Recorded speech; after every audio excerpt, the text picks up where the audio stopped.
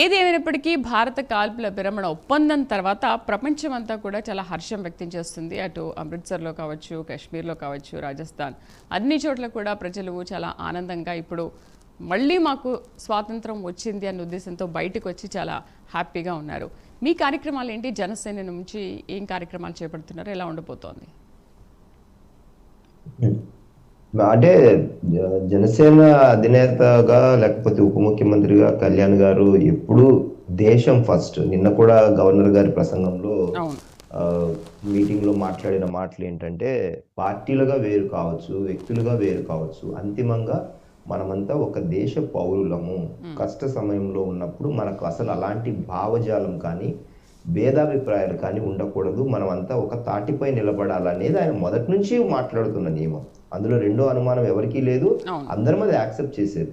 So మావి towards nation, towards army పక్కన నిలబడతాము, irrespective of కేంద్రం. ఇప్పుడు కేంద్రం గురించి కూడా ఎందుకు మేము ఒక పార్టీగా బీజేపీ అనో లేకపోతే ఎన్డీఏ అలయన్స్ అనో ఎందుకు మాట్లాడట్లేదంటే, మనకు కేంద్ర ప్రభుత్వంలో ఎవరున్నా సరే వ్యక్తిగా కాకుండా దేశాన్ని రక్షించే వారి పక్కన నిలబడాలి, మద్దతు ఇవ్వాలి. అందుకే చూడండి, కాంగ్రెస్ పార్టీ కానీ ఎంఐఎం కానీ మిగతా దేశంలో దాదాపు 99% పీపుల్ పార్టీలు మేము ప్రధాని గారి పక్కన నిలబడతామన్నారు. నాట్ మోడీ అని అనలేదు. కేంద్ర ప్రభుత్వము ప్రధాని ఏం తీసుకున్నా మేము నిలబడతామని అన్నారు. అది కావాలి, అది రావాలి, ఆ మార్పు రావాలి ప్రతి ఒక్కరిలో కూడా.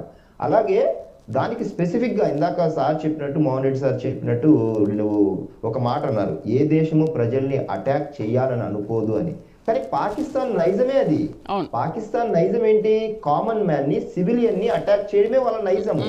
మనము ఏమని చెప్పామంటే, దాదాపుగా అంటే మన ఎయిర్ మార్షల్ కావచ్చు, లేకపోతే సోఫియాకు మన ఆర్మీకి సంబంధించిన ఈ సోఫియా ఖురేషీ గారు అండ్ అలాగే ఎయిర్ వింగ్ కమాండర్ అయిన వ్యోమికా సింగ్ గారు స్పష్టంగా ఒక మాట చెప్పారు, మేము పాకిస్తాన్ ప్రాంతంలోని ఎక్కడే కానీ మసీదుల మీద కానీ ప్రజల మీద కానీ ఎలాంటి అటాక్ చేయలేదని పాయింట్స్తో సహా చెప్పారు. ఎక్కడెక్కడ అటాక్ చేశామో ఓన్లీ ఉగ్రవాదులు ఉంటున్న శిబిరాల మీదనే కరెక్ట్గా పాయింట్ చేసి వాళ్ళని కాల్చడం జరిగిందని. కానీ వాళ్ళు ఏం చేశారు?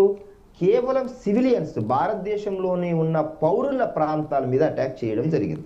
సో వాళ్ళకు మనకు తేడా అక్కడే తెలిసిపోతుంది.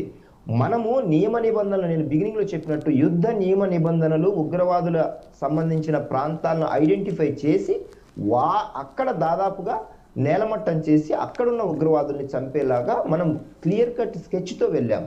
పాకిస్తాన్ లోని ఏ పౌరుడి మీద అటాక్ చేయాలనే ఉద్దేశంతో వెళ్ళలేదు. కానీ వాళ్ళ లక్ష్యం ఎప్పుడు పౌరుల మీద అటాక్ చేయడమే వాళ్ళ లక్ష్యం. ఎందుకంటే పాకిస్తాన్ బతికేదే టెర్రరిజంతో.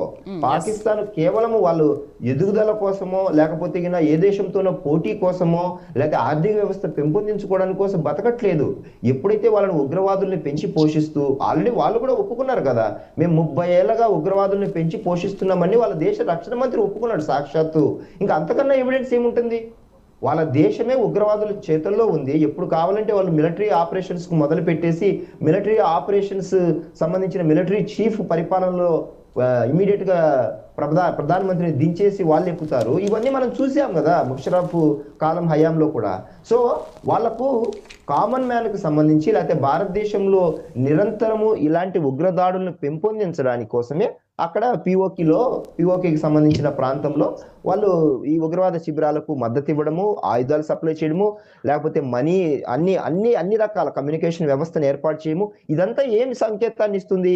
భారత్తో నిరంతరం అస్థిరపరిచే ఉద్దేశంతో, భారతదేశ ప్రజల్ని చంపే ఉద్దేశంతోనే పాకిస్తాన్ నిరంతరము పనిచేస్తోంది. ఐఎస్ఐతో కలిసి ఉగ్రవాదులకు ప్రత్యక్షంగా పరోక్షంగా హెల్ప్ చేస్తుంది అనేది మనం చాలా సందర్భాల్లో చూసాం.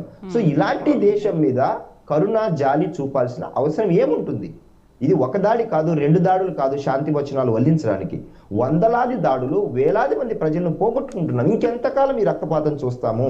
కాబట్టి ఒక క్లియర్ ఐడియా, ఒక క్లియర్ మెసేజ్ ఏదైతే ఇవ్వాలనుకుంటున్నామో, పిఓకేని తిరిగి భారతదేశంలో కలిపేసి ఒక పూర్తి స్థాయి మంచి కాశ్మీర్ పటాన్ని మనం చూడాలి. పూర్తి స్థాయి కాశ్మీర్ని ఇంతకు ముందు ఎలాగైతే మన కాశ్మీరు పూర్తి స్థాయిలో మన మ్యాప్ లో ఉంటుందో అలాంటి కాశ్మీర్ ని మేము చూడాలనుకుంటున్నాం. భారతదేశ మ్యాప్ గా మాకు కావాలి.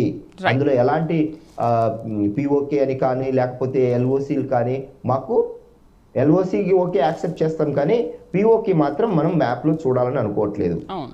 తప్పకుండా మన పిఓకే అనేది మనదే, అది వాళ్ళు ఆక్యుపై చేశారు. ఇప్పుడు అవకాశం వచ్చింది, తప్పకుండా దాన్ని మనము టేక్ ఓవర్ చేసుకోవాల్సిన సందర్భం కూడా వచ్చింది. ఇంతకంటే మంచి సందర్భం రాదనేది కూడా మేము కూడా అనుకుంటున్నాము. లెట్స్ ఈ రోజు ఏమన్నా డిస్కషన్స్ లో అలాంటిది ఏదైనా డిమాండ్ పెడతారేమో, పిఓకి మాకు ఇచ్చేలాగా డిమాండ్ పెడతారేమో చూడాలి. ఈ అటాక్స్ అయితే మాత్రము ఇకపై ఒక బుల్లెట్ కి ఒక మిజైల్ వెళ్ళేలాగా ఒక సందేశం అయితే మనం పాకిస్తాన్ కి ఇవ్వగలిగాం, ఇస్తాము కూడా భవిష్యత్తు. అది ఆలోచన.